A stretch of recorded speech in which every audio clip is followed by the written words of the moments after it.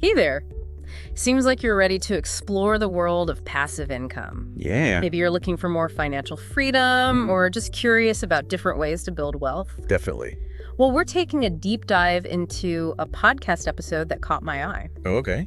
It's called 15 Proven Ways to Earn Passive Income and Live Your Best Life. Oh, catchy. We'll unpack the most intriguing ideas Sounds good. and maybe even uncover some hidden gems along the way. I like it. You know, when it comes to passive income, it's all about earning money without constantly trading your time for it. That's the dream, isn't it? Absolutely. It's Duh. not about getting rich quick, Right. but it's more about building that long-term financial stability and flexibility. Exactly. The podcast kicks off with real estate, Okay. kind of a classic passive income strategy. Yeah, for sure.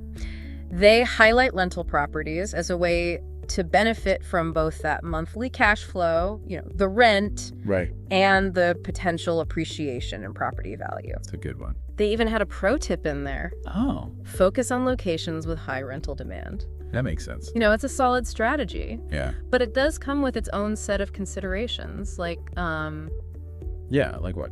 the upfront investment needed to purchase a property. Yeah. You've got the ongoing costs of property management and the fact that the real estate market Oh, yeah. can be unpredictable. Totally. So not exactly passive in the sense of set it and forget it, Sure. but with the right property and management, Yeah, it can definitely generate that consistent income. you can. They mentioned some alternatives Okay. that might be a little less hands-on. Like what? Real estate crowdfunding. Oh, interesting. Platforms like Fundrise are a good example. Yeah, I've heard of that one. They allow you to invest in real estate projects with a much smaller amount of capital than you'd need to buy a property outright. That's a good point. It's a way to diversify your real estate investments without the headaches of being a landlord. That's appealing, for sure. Diversification is really key, right? Absolutely. It sounds like crowdfunding offers a lower barrier to entry. Yeah. But it's still important to do your due diligence and understand the risks involved. For sure. They also mentioned REITs, Oh, yeah. real estate investment trusts. Right. These are companies that own and operate income-generating real estate, Okay. and they're required to distribute a large portion of their profits Yeah, as dividends to shareholders. I see. So with REITs, Yeah, you're essentially investing in the stock market, but with a focus on real estate. that makes sense. Could be a good way to tap into that potential of the real estate market without directly owning any property. Yeah, I can see that. Yeah. Now, let's move from physical assets to the digital world. Ooh, getting techie. The podcast really emphasized the power of digital products. Oh, Things like ebooks and online courses. interesting. That's where things get really interesting. How so? This idea of creating something once and selling it infinitely. Oh, wow. It's incredibly appealing. I can see why. They talked about leveraging your existing expertise, Okay. whether it's in fitness, finance, writing, or anything else, to create a digital product that you can sell over and over again. That's powerful. It's all about that leverage. Right. You invest the time and effort to create the product up front, Yeah, but then it has the potential to generate income indefinitely. that's the dream. The podcast specifically mentioned platforms like Amazon Kindle Direct Publishing for ebooks, Right. and Udemy and Skillshare for hosting online courses. I've used those. Yeah, Yeah. seems like the technology has made it so much easier to reach a global audience with your digital products. It has. The barriers to entry in the digital world are much lower than they used to be. Definitely. But of course, you still need to create a high-quality product Of course. and market it effectively Yes. to stand out in a crowded marketplace. It's not as simple as just uploading a file and watching the money roll in. Unfortunately not. You still need a solid strategy. For sure. Speaking of strategy, Yeah. let's dive into financial investments. Okay. The podcast highlighted dividend stocks as a way to earn passive income from company profits. Right. When you own dividend stocks, Yeah. you're becoming a part owner of a company Okay. and sharing in its success. I see. Some companies distribute a portion of their profits Yeah. to shareholders in the form of dividends, which can provide a regular stream of passive income. Right. So it's like getting paid for being an owner. Kind of. But I'm guessing there are some risks involved as well. There always are. Like what?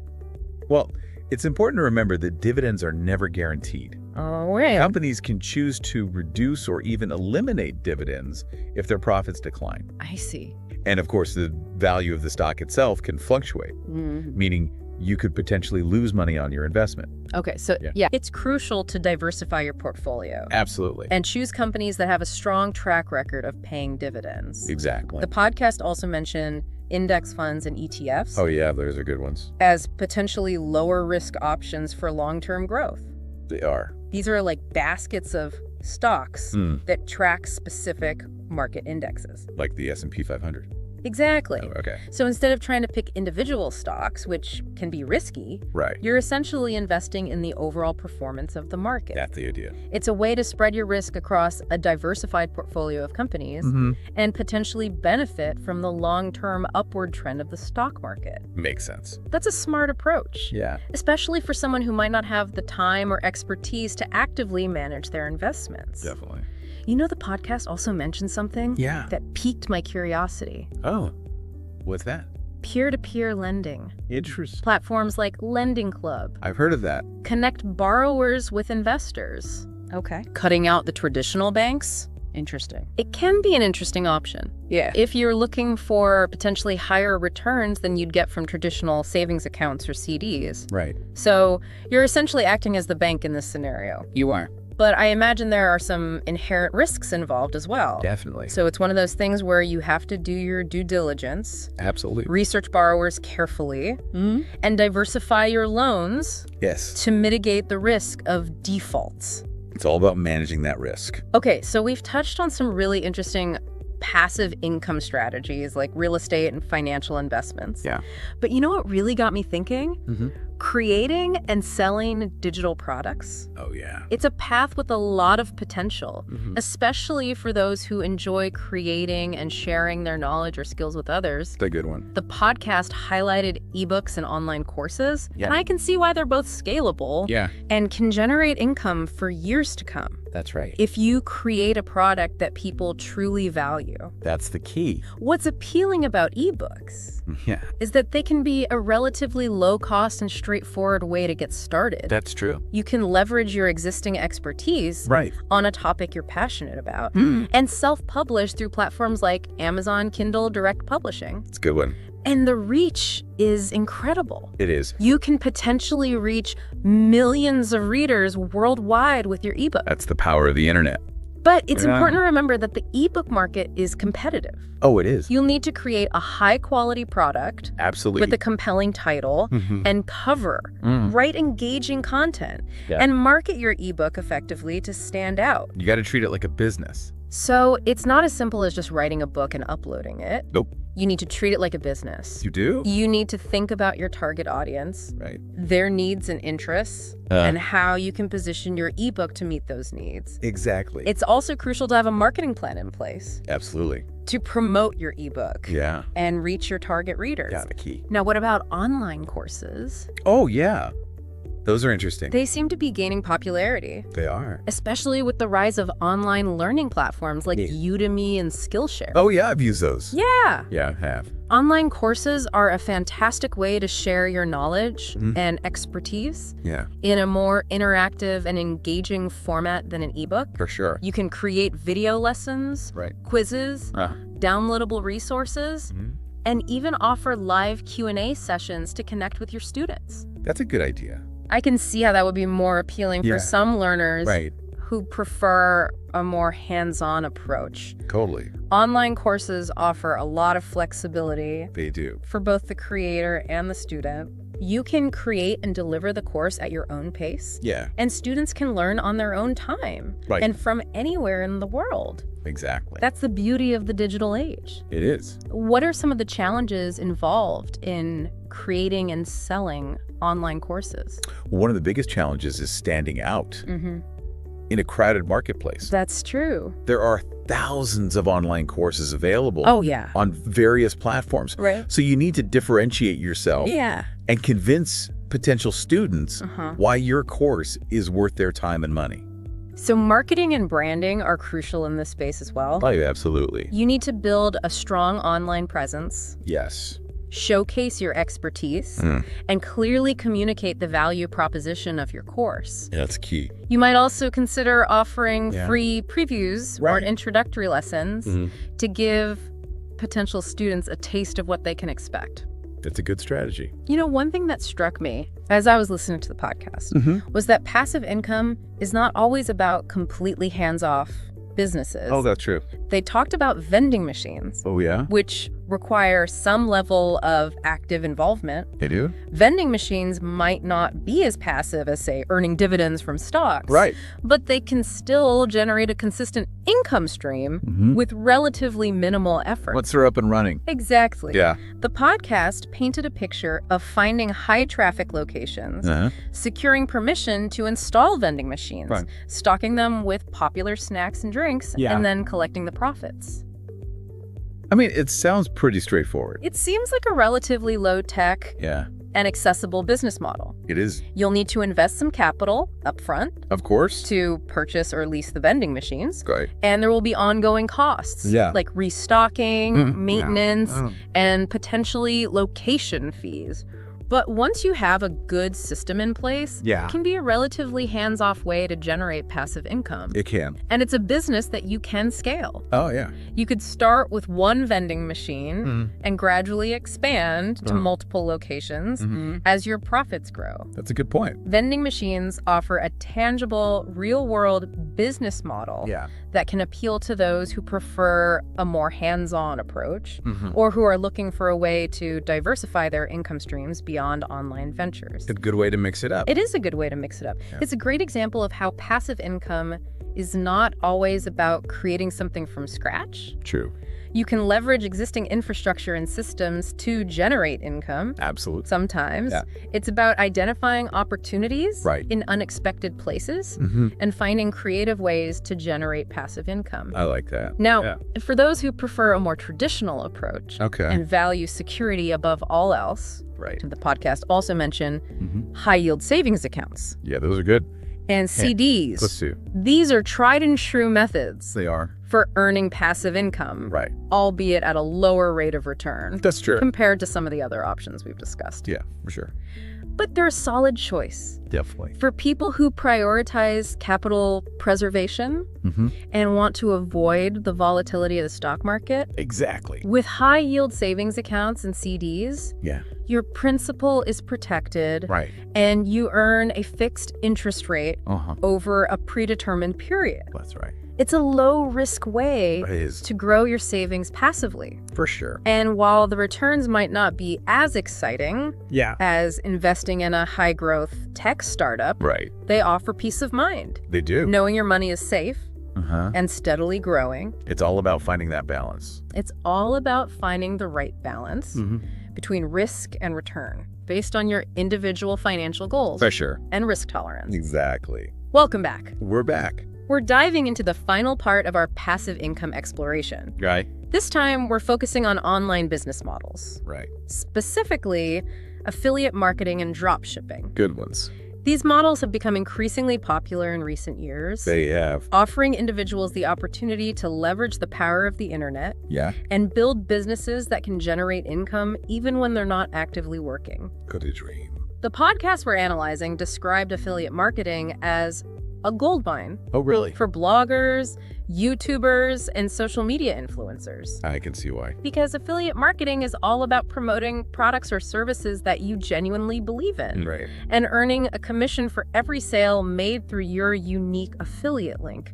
You're essentially connecting businesses with potential customers and getting rewarded for successful referrals. Yeah, makes sense. It sounds like a win-win situation for everyone involved. It does. The business gains exposure and sales, the customer discovers a product or service they need, and the affiliate marketer earns a commission. I like it. And what's particularly fascinating about affiliate marketing is its scalability. Oh, okay. You can start small Right. by incorporating affiliate links into your existing content. Yeah. And as your audience grows, so does your earning potential. That's a good point. So it's a model that rewards consistency. Absolutely. And the ability to cultivate a loyal following. For sure. The key to success in affiliate marketing lies in building trust with your audience. Oh, for sure. They need to believe in your recommendations and feel confident that you're genuinely suggesting products that will benefit them. That's key. It's all about authenticity and providing value. Yes. Not just pushing products for the sake of earning a commission. I agree. Now, let's shift gears. and explore drop shipping. Interesting. Which the podcast presented as a way to run an e-commerce business without the hassle of managing inventory. That sounds appealing. I'm curious to understand how that works. Yeah, me too. Walk me through the process. Okay, so with drop shipping, you create an online store. Right. And list products for sale. Okay. But you don't actually hold any inventory yourself. So when a customer places an order through my online store, what happens next? The order is passed on to the supplier. Okay. Who handles the packaging and shipping directly to the customer. So I never even touch the product? Nope. My role is to focus on marketing and promoting my store? Right. Driving traffic and generating sales? Exactly. The supplier takes care of the fulfillment side of things. That's right. This sounds like a great way to get started in e-commerce without a huge upfront investment. It can be. But just like any business model, right, drop shipping has its pros and cons. What are some of the challenges? Well, finding reliable suppliers is crucial. Okay. You need to make sure they can consistently deliver quality products on time. And because you're not handling the shipping yourself, you have less control over the customer experience. That's true. And you'll need to stand out. Oh, yeah. In a competitive marketplace. Absolutely. Especially since drop shipping has become increasingly popular. It has. In recent years. For sure. So strong branding, right, effective marketing, and excellent customer service are essential. Absolutely. Remember earlier when we discussed the importance of thinking outside the box when it comes to passive income? Yeah. Well, the podcast highlighted something that truly embodies that spirit. Oh, what's that? Vending machines. Vending machines. I'll admit, when I first heard about vending machines as a passive income stream, I was a bit skeptical. Really? But the more I think about it, the more sense it makes. I can see that. It's a classic example of a business model that's often overlooked, but can be surprisingly effective. It's true. The podcast painted a picture of finding high-traffic locations, securing permission to install vending machines, stocking them with popular snacks and drinks, and then collecting the profits. Sounds pretty simple. It seems like a relatively low-tech and accessible business model. It is. Of course. You'll need to invest some capital upfront to purchase or lease the vending machines. And there will be ongoing costs like restocking, maintenance, and potentially location fees. Sure. But once you have a good system in place, it can be a relatively hands-off way to generate passive income. It can? And it's a business that you can scale. Oh, yeah, for sure. You could start with one vending machine and gradually expand to multiple locations as your profits grow.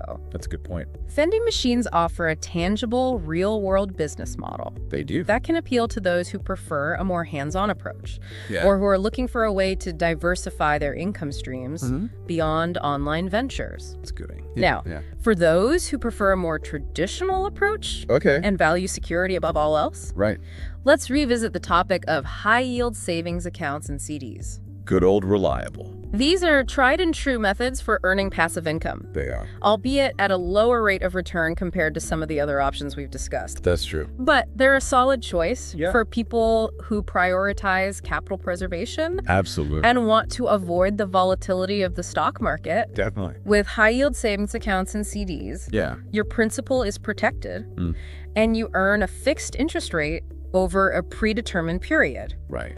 It's a low-risk way to grow your savings passively. For sure. And while the returns might not be as exciting as investing in a high-growth tech startup, they offer peace of mind. They do. Knowing your money is safe and steadily growing. Absolutely. It's all about finding the right balance between risk and return based on your individual financial goals and risk tolerance.